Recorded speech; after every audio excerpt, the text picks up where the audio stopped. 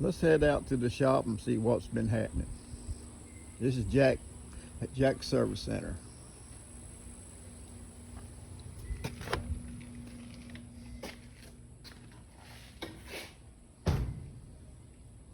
Don't look like much changed. But I've been welding up holes on the firewall of this 52 Chevrolet truck. I put a little kitty hair over top of where I've welded up the holes and stuff where I can smooth it out. I'm not trying to make a smooth firewall. A lot of these extra holes, I tore the insulation out the inside and all the little push pins and everything that was holding it in. I welded the holes up in it because I didn't want to pop the hood and look and all you can see is little holes in the firewall. I closed up a bigger hole over here. This thing originally had a dead plate over top of an opening where the original blower motor, I'm sure, come out. But this truck, when we ended up with it, it did not have the original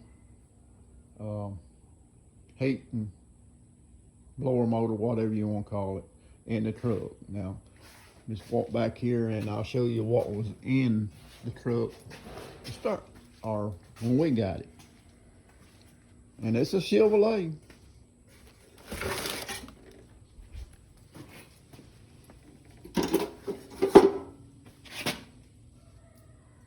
This is the heater, blower, and all that was in this truck.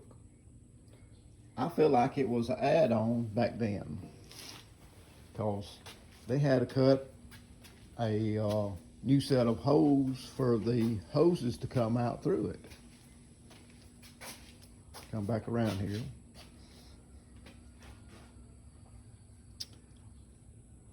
This is where the blower motor was. And I had a plate over it and I closed it up and welded the plate back in it and put some kitty hair over it. They had cut this hole in it. Now I don't know what this hole originally was, but think of right here, it had the hose for the hoses to come out.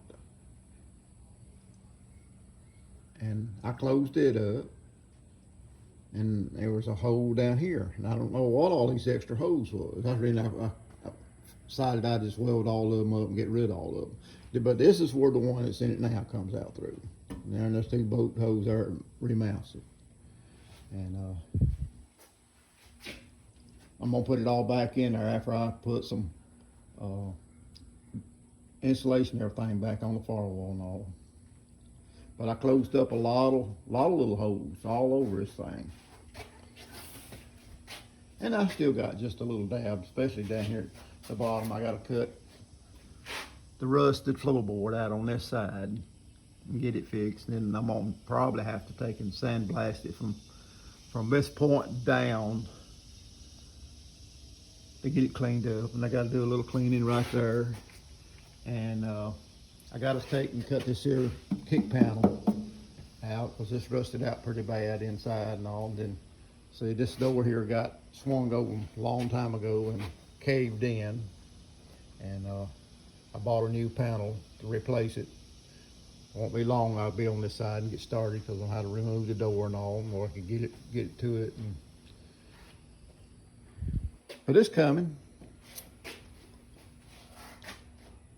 I want to hurry up and get this finished while I quit having to deal with this part of it because I can go ahead and then and start trying to figure out how to get the motor put back in. And I didn't want to have to work over the motor trying to do all this stuff.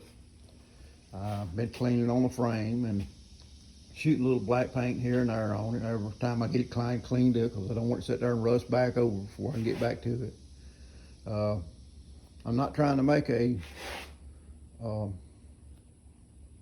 perfect restoration out here. I'm not going for that. All I'm doing is cleaning everything back up and gonna get the motor in it and paint all the stuff that's got rust on it, clean it all up, put a new coat of black paint back on it, and go ahead and start mounting the fenders back on it. And I got me another grill to go in because the one that was in it, it done been mashed 2 or 3 different times. We straightened it up one time back in '73, and it's done been mashed again because Daddy used it, and he needed to push something up, he pushed it. I'm still tinkering with the motor.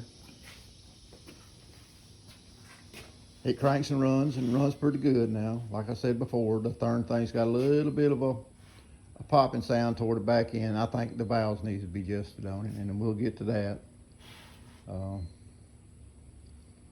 My biggest problem is I'm still fighting a little bit of a leaking problem of water, antifreeze, whichever way you want to look at it, on the block. The block was cracked, and I've attempted to fix it, and I've got it down to where it just seeps. Now, I hadn't cranked it in the last probably a month now, and I'm gonna have to get around. Maybe I can do it today sometime, crank it and see if it's still trying to leak. I put some of the stop leak stuff in it, and hopefully I can get it to the point where it don't leak like it was. Because I want this old original motor to go back in it. And we'll see. Get back on this here firewall today and get it sanded down and start trying to get around there under the steering wheel and start figuring out what I need to cut out around there. I got all the wire and everything. It was sticking out on this side of the firewall, pushed back inside. I got a wiring harness coming for it. I was going to try to rewire it myself, but I decided to go ahead and order a wiring harness. It's for this truck in 2 or 3 years, like I reckon 48, 49, 50, 51, 52, 53, somewhere right in there according to what it says. We'll see how it goes. I may pull my hair out over it. I don't know. We'll see.